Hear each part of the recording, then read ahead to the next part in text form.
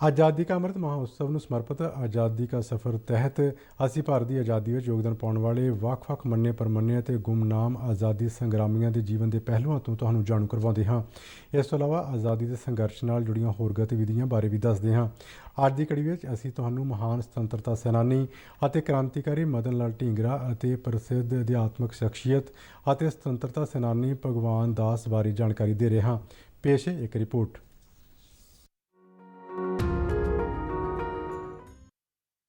ਅੱਜ ਇੱਕ ਮਹਾਨ ਸੁਤੰਤਰਤਾ ਸੈਨਾਨੀ ਅਤੇ ਕ੍ਰਾਂਤੀਕਾਰੀ ਮਦਨ ਲਾਲ ਢੀਂਗਰਾ ਦੀ ਜਯੰਤੀ ਹੈ। ਉਹਨਾਂ ਦਾ ਜਨਮ 18 ਸਤੰਬਰ 1883 ਨੂੰ ਅੰਮ੍ਰਿਤਸਰ ਵਿੱਚ ਹੋਇਆ ਸੀ। जब तक गुलाम है देश मेरा तो मौज कहाँ है जीने में, कसम है इस मिट्टी की हमको यही कामयाब करना है, देश की खातिर जीना है, देश की खातिर मरना है, वंदे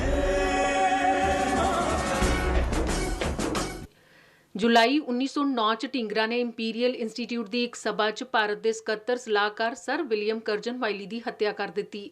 ਮੁਕੱਦਮਾ ਚੱਲਿਆ ਤਾਂ ਉਹਨਾਂ ਨੇ ਇਹ ਕਹਿੰਦਿਆਂ ਸਰਕਾਰੀ ਵਕੀਲ ਦੀ ਸੇਵਾ ਲੈਣ ਤੋਂ ਇਨਕਾਰ ਕਰ ਦਿੱਤਾ ਕਿ ਉਹ ਅਦਾਲਤ ਦੀ ਵੈਧਤਾ ਨੂੰ ਸਵੀਕਾਰ ਨਹੀਂ ਕਰਦੇ।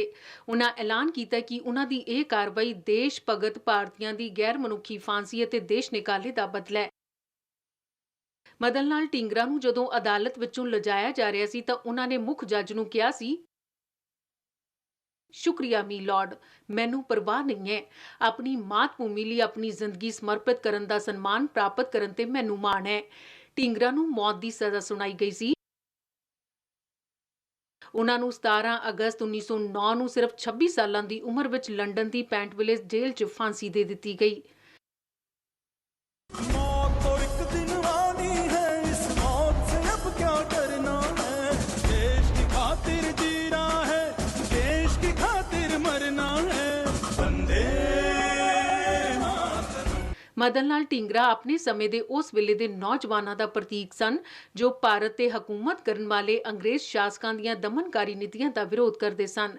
ਐਨੀ ਬੇਸੈਂਟ ਨੇ ਉਹਨਾਂ ਦੀ ਬਹਾਦਰੀ ਦੀ ਪ੍ਰਸ਼ੰਸਾ ਵਿੱਚ ਇੱਥੋਂ ਤੱਕ ਕਿਹਾ ਸੀ ਕਿ ਅਜੇ ਕਈ ਹੋਰ ਮਦਨ ਲਾਲ ਢੀਂਗਰਾ ਵਰਗੇ ਬਹਾਦਰਾਂ ਦਾ ਹੋਣਾ ਸਮੇਂ ਦੀ ਮੰਗ ਹੈ। ਕ੍ਰਾਂਤੀਕਾਰੀ ਵੀਰੇਂਦਰ ਨਾਥ ਚੱਟੋਪਾਧਿਆਏ ਨੇ ਜਰਮਨੀ ਤੋਂ ਉਹਨਾਂ ਦੀ ਯਾਦ ਵਿੱਚ ਮਹੀਨਾਵਾਰ ਪੱਤਰਿਕਾ ਮਦਨ ਤਲਵਾਰ ਸ਼ੁਰੂ ਕਰ ਦਿੱਤੀ ਸੀ, ਜਿਸ ਦੀ ਛਪਾਈ ਦਾ ਕੰਮ ਮੈਡਮ ਕਾਮਾ ਨੇ ਕਰਾਇਆ। ਮਦਨ ਲਾਲ ਢੀਂਗਰਾ ਦੀ ਬਹਾਦਰੀ ਅਤੇ ਨਿਡਰਤਾ ਲਈ ਉਹਨਾਂ ਦਾ ਨਾਂ ਹਰ ਭਾਰਤੀ ਦੇ ਦਿਲ ਤੇ ਛਪਿਆ ਹੋਇਆ ਹੈ।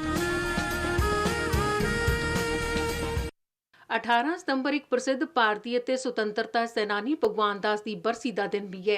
ਅਧਿਆਪਕ ਭਗਵਾਨ ਦਾਸ ਨੇ ਕਈ ਸਿੱਖਿਆ ਅਦਾਰਿਆਂ ਦੇ ਨਾਲ-ਨਾਲ ਵਾਰਾਣਸੀ ਦੀ ਮਸ਼ਹੂਰ ਕਾਸ਼ੀ ਵਿਦਿਆਪੀਠ ਦੀ ਵੀ ਸਥਾਪਨਾ ਕੀਤੀ। ਉਹ ਬ੍ਰਿਟਿਸ਼ ਭਾਰਤ ਦੀ ਕੇਂਦਰੀ ਪ੍ਰਬੰਧਕ ਕਮੇਟੀ ਦੇ ਮੈਂਬਰ ਵੀ ਰਹੇ। ਭਗਵਾਨ ਦਾਸ ਦਾ ਜਨਮ 12 ਜਨਵਰੀ 1869 ਨੂੰ ਵਾਰਾਣਸੀ 'ਚ ਹੋਇਆ ਸੀ।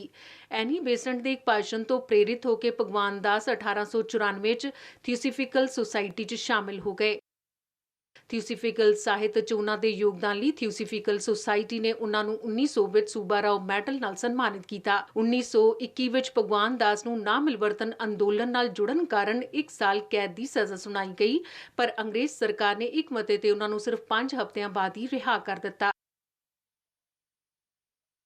ਭਗਵਾਨ ਦਾਸ ਕਈ ਸਾਲਾਂ ਤੱਕ ਆਲ ਇੰਡੀਆ ਕਾਂਗਰਸ ਕਮੇਟੀ ਦੇ ਵੱਖ-ਵੱਖ ਅਹੁਦਿਆਂ ਤੇ ਕੰਮ ਕਰਦੇ ਰਹੇ। 1934 ਵਿੱਚ ਉੱਤਰ ਪ੍ਰਦੇਸ਼ ਦੀ ਵਿਧਾਨ ਸਭਾ ਲਈ ਚੁਣੇ ਗਏ।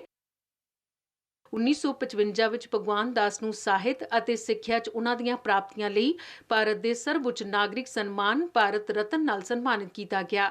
18 ਸਤੰਬਰ 1958 ਨੂੰ ਅੱਜ ਹੀ ਦੇ ਦਿਨ ਭਗਵਾਨ ਦਾਸ ਇਸ ਦੁਨੀਆ ਨੂੰ ਵਿਛੋੜਾ ਦੇ ਗਏ।